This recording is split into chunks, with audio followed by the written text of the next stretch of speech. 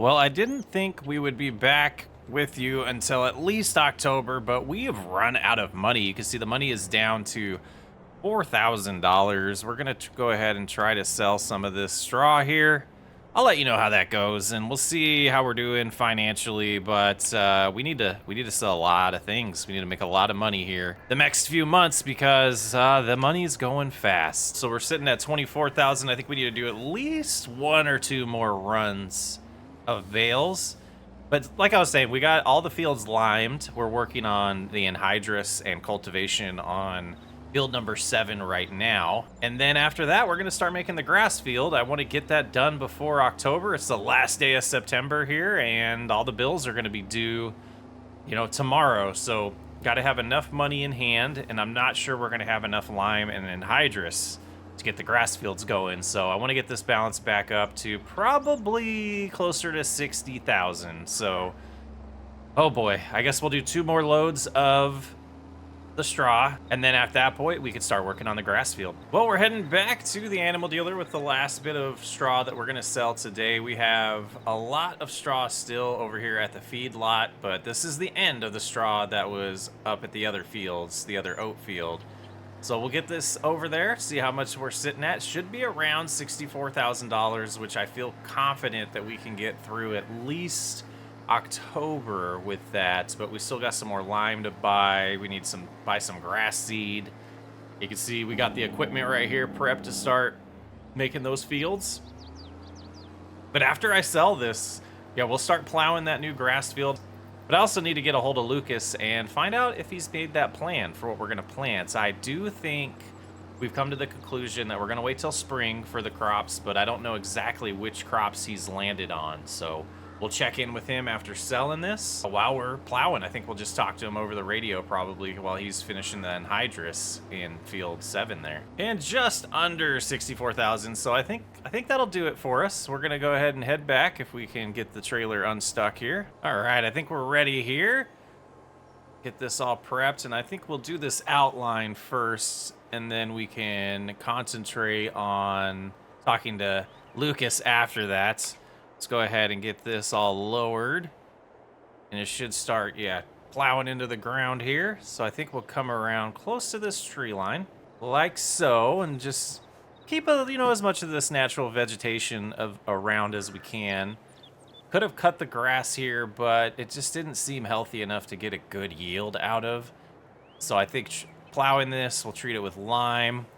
We'll get some nitrogen in the ground or anhydrous in the ground to help with the fertilization, and then we'll get some seed. And hopefully by, early spring, we'll have a first really healthy cut of this.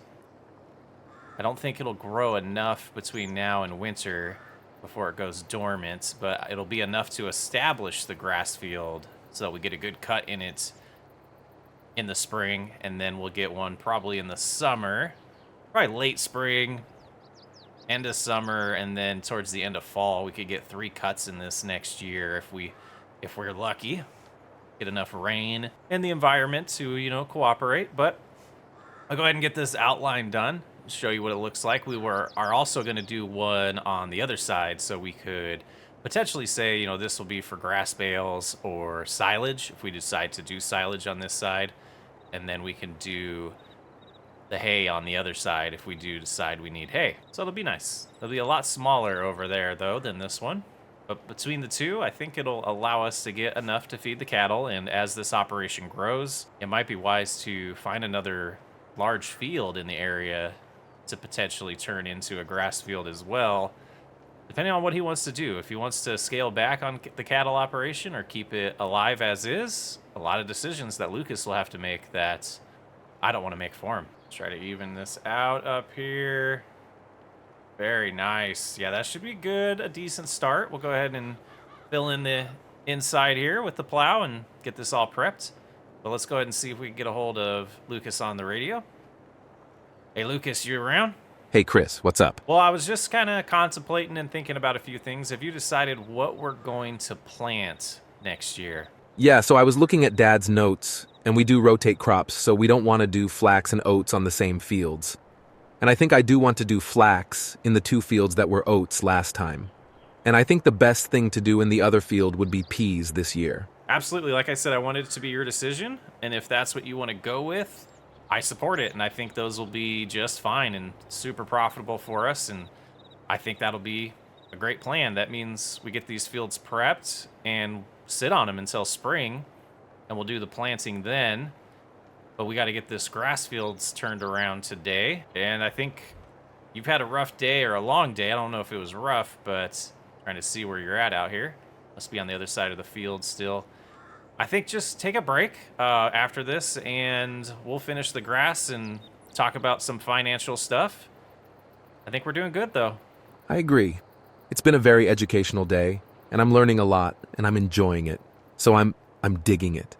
All right, I'm going to get back to work. Nice talking to you, Lucas.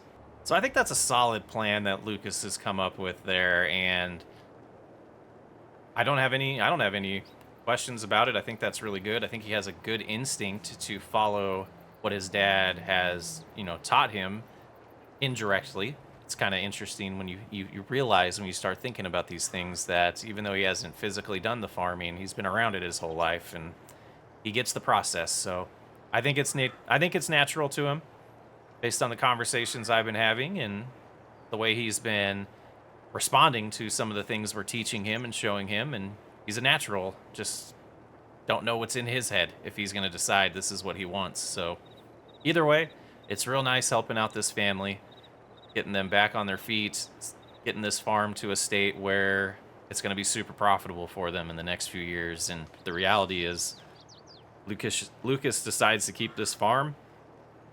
He's landed on a cash cow.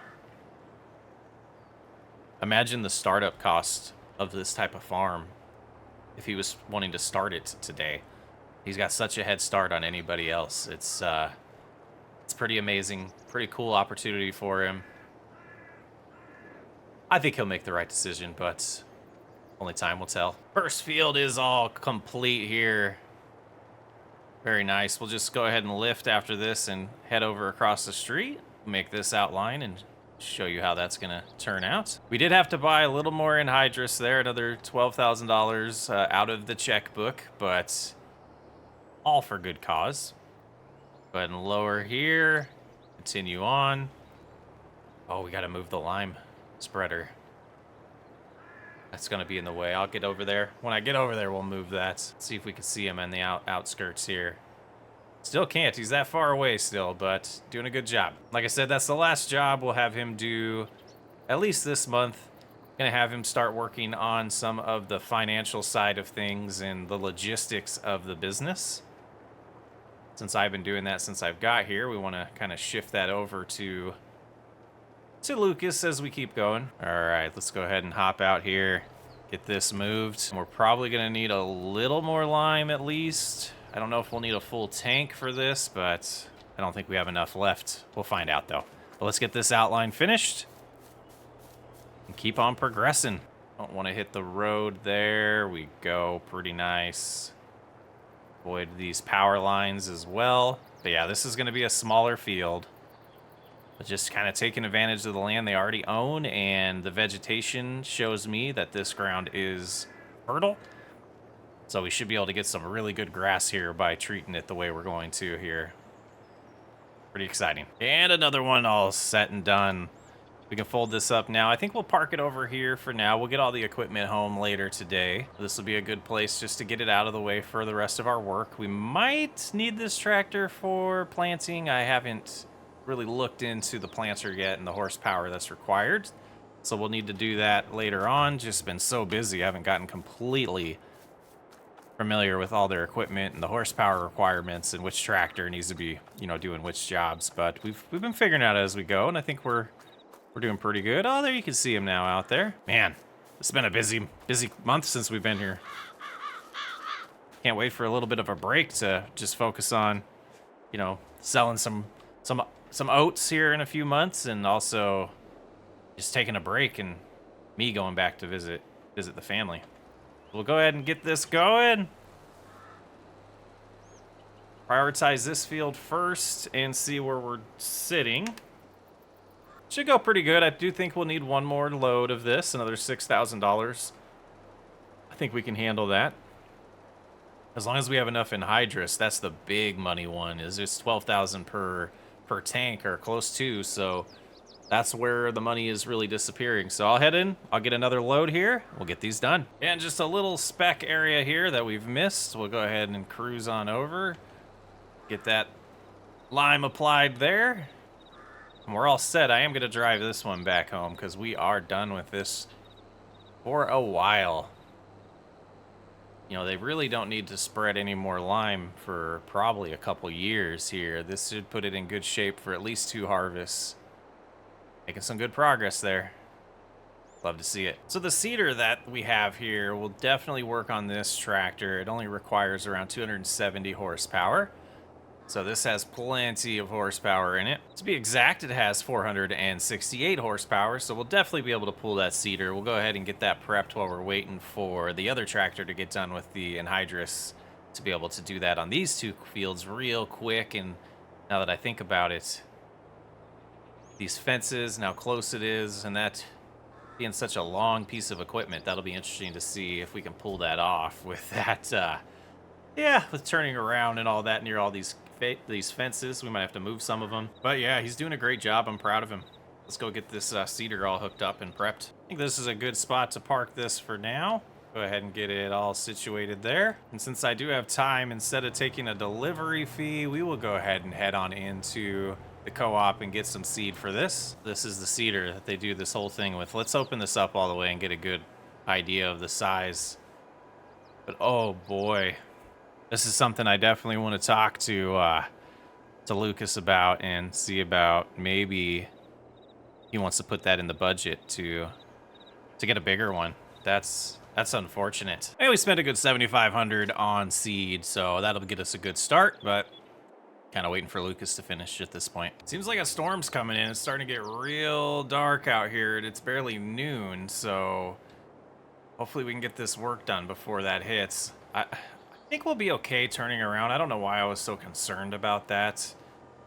We should be fine. I think we're gonna hit that tree right there, though. There we go. All right, we'll get this lowered and the anhydrous activated, making sure it is putting down nitrogen or anhydrous here, fertilizer. Don't see it.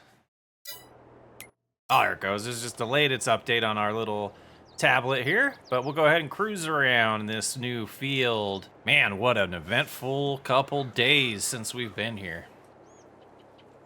Finally get a break after this, though. And I think we explained it earlier, but we're doing this because this is the equipment we have, and it's the best way to get nitrogen down. You wouldn't typically want to plow and cultivate the same time like this, or it's not necessary. It'd be more of a waste of diesel and a waste of hours on your tractors and implements. But it was the best setup that we had for this, so that's what we did. Just to kind of clarify that for the audience. And I wanted to use anhydrous because I don't do it very often. And back to RP. And just about the right amount of anhydrous left. Very nice. This field is all prepped to be planted. So nice to say that. Go ahead and cruise over here. We'll take this back later, like we mentioned earlier. And right there seems like a good place to park. Hop on out. Get in the other case tractor here, quad track. And might as well start this way since we're facing here already. Yeah, I am really hoping that we make a lot of money from the oats and I can talk them into replacing this seeder. I mean, it's a really good seeder, but those fields are huge. This is a perfect seeder for the field that we're working on right now. And I just don't think I can't believe they've been planting with this. They've had to have been leasing a second one, or maybe they sold a second one that they had. This is just, I'm surprised. But it'll get the job done. And our first planting session in Loma, Montana is complete. This grass should come in real nice in a month or so. All complete. Let's fold this up, start getting some of this equipment home. Just kind of thinking through some things, and I'm going to try to get them to, maybe sell this seeder and upgrade to a bigger one that also does fertilizer. And then we potentially could get rid of the sprayer if we're always fertilizing this way. But we'd have to think, maybe a manure spreader for the grass field when it needs more fertilizer. Yeah, just some choices that Lucas and family can make, and I'll just make sure I give the best suggestions I can come up with. Well, it's a rainy day in November, and it's time to sell a little more of this flax straw. You can see it's a little, you know, things are turning here. We got our fall colors going, looking pretty part of the country this time of year. We're gonna head on down, get these sold. We are just short on the loan payments for November, and from what I understand, the paperwork for life insurance is just about done, and we should find out what's gonna happen there. Going through the trust and all of that, there is a good amount of money coming our way, or coming the family's way, to, you know, help us get by, and that's what it'll be for. Once we get that dollar amount, we're gonna figure out which loans we pay off, and yeah, I'm gonna let Lucas do all of that, though. I'm not gonna do it myself. We're here to help him start being, you know, a full-time operator of the farm. And like I've said, you know, probably 20 times today, or the last few days, it's going good. His mindset seems to be getting a little bit better. I think he's enjoying this, especially since he's had some time to relax since we've gotten all these fields prepped. Let's take a look at this grass when we get up here, though. It should be growing pretty good at this point. Don't think we'll get a cut in it this year. It's about to start going dormant as these temperatures are really starting to drop now in Montana. Yeah, let's stop here and hop out and see. Oh, yeah, it's looking close. We could get away with cutting it now, actually. Oh, man, that's a good idea. We'll see about that. We might end up doing that, but gosh, these colors are kind of pretty this time of year around here. Let's go get this sold. We did end up buying a little bit of food, or a little bit of grass, from another farmer in town to get us by with feeding the cattle. So they're all set for a little bit. Man, that flax straw sure is worth a lot. I just got a text message from Lucas. It sounds like there is going to be some money deposited by the trust, but we have to spend it on the debt first. Yeah, so we'll chat with him and see what that's all about. Well, it's been a few months since Dad passed away, and it's time to, you know, collect some money on that, which is new and different for us. Everything's just been sad, but now we get to, you know, get a little bit of the benefit of Dad having life insurance. And from what I understand, we got to go over here. This is where the lawyer lives that is helping us out with the trust. I hope he doesn't mind me hitting his trash can there. But I'm gonna go talk with him and figure out everything we need to do and go from there.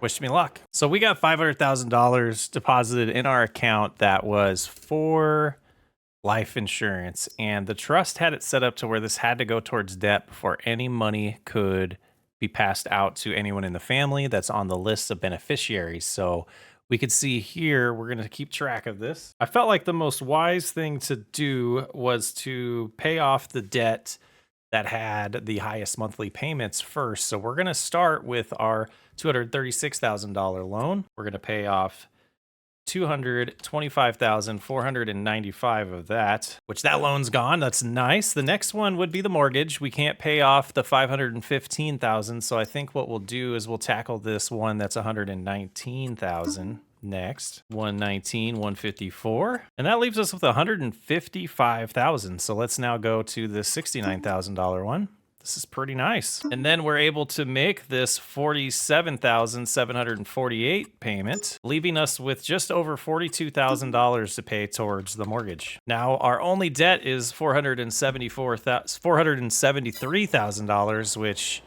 seems pretty nice if you ask me. Now, it's been a few months since we've been chatting, and I was really, concerned about whether or not it was in my best interest to take over the farm, if it's something I want to do long term. And we're getting pretty close to making that decision, I feel. And once I get through planting season is really when I want to make up my mind on that. So far, I do love the farming aspect of it, the field work, I should say. I'm just not a big fan of taking care of the animals and having the responsibility of live creatures or alive creatures needing my attention. So I know a lot of farmers have livestock, and maybe I'll do it later on, but I definitely want to start talking with Chris about potentially selling off the cattle and that property. And I'm kind of wondering if we have enough value in that land to get out of debt completely. Between that and some equipment we can get rid of that we wouldn't need for taking care of cattle, and just really limit myself to field work. And I personally don't think there's anything wrong with that. I do know that if I decide to be a full-time farmer long term, I'll just want to do field work. That's what I feel about it.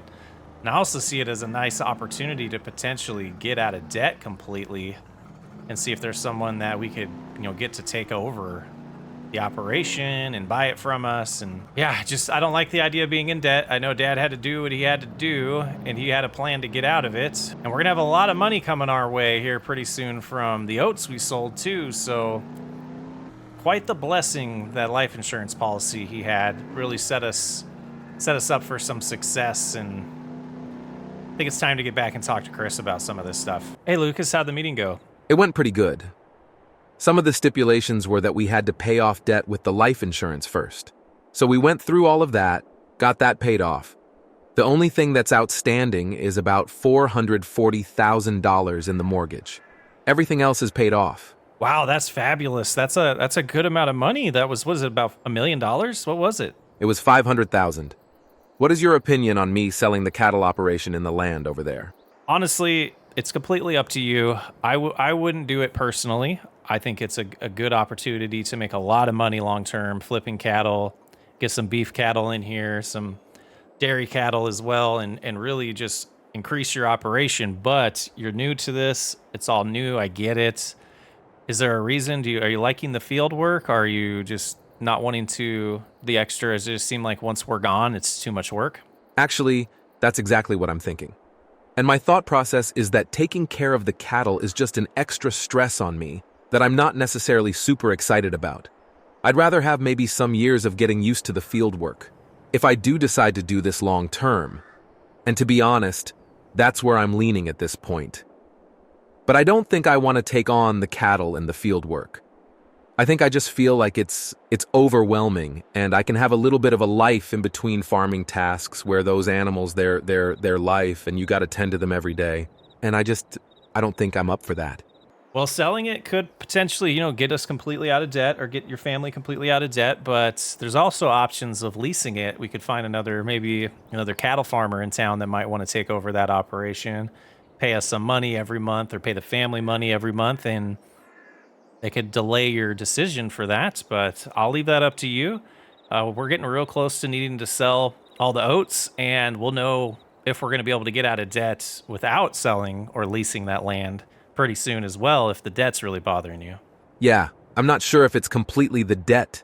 I think it's really the living creatures that I have a hard time just taking on all of that responsibility. So I think we should get a realtor and take a look at possibly selling that. I support you if that's what you want to do. I 100% support you. Well, out of all the ways I thought today would go, that conversation with Lucas is not, not expected. I don't know if it's a bad plan. I kind of understand his logic, and if he's gonna stick to farming, but he wants to limit it to just field work and fields and crops, I can't blame him. I honestly can't blame him, and I think that might be a wise decision, to be honest. He's showing maturity well beyond his age at this point, and it makes me excited to continue working with the kid. But oat prices are at their peak right now. I'm going into town to get the rest of it sold. We've already sold a little bit, and I think this might be enough to get the family out of debt, even though that may be not what he does with the money. I think he's going to want to get out of debt by selling this property here, and it is going to be on the market. So we'll see how that goes. And honestly, kind of makes our job a little bit easier while we're still here. All right, so we're at the location that's got the best prices right now. Let's go ahead and see what our fortune is. And after 15,000 bushels being sold, we are well above $500,000, just as we expected. I don't know if this will change Lucas's mind on the property, but it definitely feels like a good day on this farm. Seeing that balance that high, seeing that, maybe it was calculated what old Henry did with the pre-sales, and it worked out for the family. I think it's Gosh, about the same amount as what the life insurance was, so not trying to make light of death, but Lucas has walked into quite a sweet situation here, and it's interesting that he's wanting to sell it short, but I get it. I get it. Not everyone wants to do this for a living. He can always put cattle on his property if he keeps it too long term, or chickens or something else. They got so much land behind the house there that they could expand on too. I guess I'm trying to convince myself that Lucas is making the right decision when in reality I think I already know he is.